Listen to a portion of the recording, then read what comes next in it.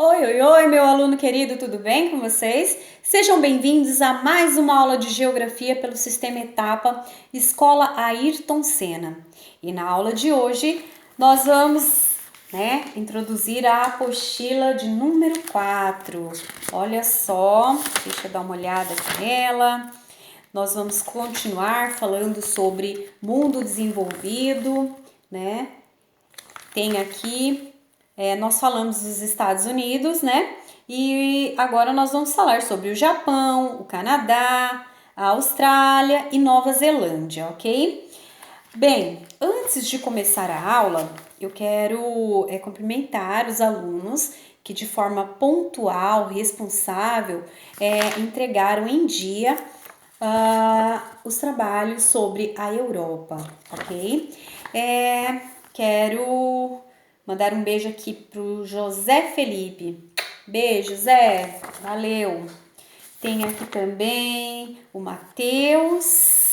Beijo, Matheus. Tem aqui a Amanda. Ô, Amanda. Aqui a Maiara. Deixa eu ver aqui. José Henrique.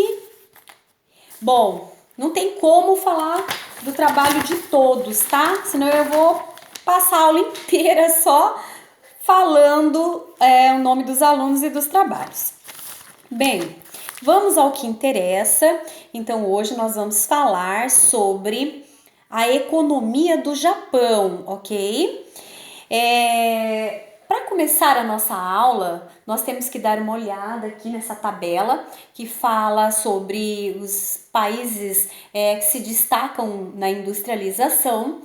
Olha só, nós temos ali os Estados Unidos com 22,48, nós temos a China com 16,15, em terceiro lugar o Japão, e ali temos ali a Alemanha, Reino Unido, a França, o Brasil com 2,35, ok? Então, Japão. Vamos falar então sobre a economia desse país, né, oriental. É um país, né, muito pequeno, mas que salta aos olhos, né, devido à sua tecnologia, suas belezas naturais. Bom, o Japão está no extremo oriente, tem uma formação vulcânica, é um arquipélago, né? É formado por mais de 6.000 ilhas, onde se destaca Honshu, Shikoku, Hokkaido, Kyushu, tá? Já entrando nessa questão do terreno japonês, está localizado ali como Círculo de Fogo do Pacífico. Trata-se de uma área onde tem um ponto constante de placas tectônicas e o território japonês ele é exposto ali através do magma, né? É um terreno vulcânico que sempre está em atividade, né? Pobres em minério, uma característica muito marcante. Não há formação de minerais ferrosos e nem combustíveis fósseis. Todas as regiões, né, desse círculo de fogo são regiões onde a presença de montanhas é muito comum, a formação de ilhas vulcânicas e ocorrem muitos terremotos e erupções vulcânicas, ok? Em relação à população, é muito populoso e muito povoado. O que quer dizer, professora? Tem uma população absoluta muito alta, hoje aproximada de 127 milhões de habitantes, e uma densidade demográfica muito elevada, tá? 336 por quilômetros quadrados, né? É possível considerar que a composição, então, do relevo, montanha, faz com que essas pessoas se concentrem nas planícies, nas estreitas próximas ao litoral. Compreender um pouco? Agora vamos falar sobre a economia. Agora pega aí um lápis, vamos anotar, ok? É muito importante. Economia japonesa é muito interessante. ressaltar esses dados estatísticos recentes, só para a gente poder entender um pouco mais sobre esse país tão peculiar. Terceira maior economia do mundo, com um PIB de 5,1 trilhões de dólares, uma renda per capita de 32 mil dólares por pessoa e IDH de 0,915, ou seja, muito alto, né, turma? Tá vendo como as condições são muito favoráveis no Japão? A economia do Japão é destacada mundialmente, tá?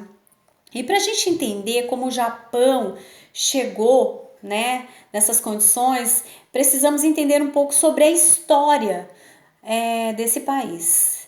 Primeiro, é importante considerar que ele manteve isoladamente, né, na Ásia até metade do século XIX como uma economia feudal, tá? Ele seguia um modelo chamado shogunato. As coisas mudaram em 1867, porque iniciou 45 anos, né, até 1912, com a Era Meiji. Tá? Foi um momento marcante da história do Japão, porque nessa era muitas transformações aconteceram. Todo esse período, o governo trabalhou para inserir o Japão na economia mundial. Então ele abandonou o modelo feudal do shogunato, né? E no final da Era Meiji já era um país industrializado, muito desenvolvido, né, para os padrões da época mundialmente. Mas quais foram as transformações? O shogunato foi extinto, né? Iniciou uma economia capitalista, foi criado o Banco Central, o sistema financeiro, a moeda, o iene, e o governo começou a apoiar as famílias a se dedicarem à indústria. No começo eram indústrias familiares, né, muito pequenas, mas com o apoio do governo, os zaibatsus, né, eles cresceram. Né? Muitos grandes grupos de hoje tiveram sua origem nesses antigos zaibatsus. Exemplo é Mitsubishi, você já ouviu falar, né? E com o apoio dos zaibatsus, nessas famílias, o Japão começou a criar uma industrialização já a partir do século XIX. E com tudo isso, as mudanças econômicas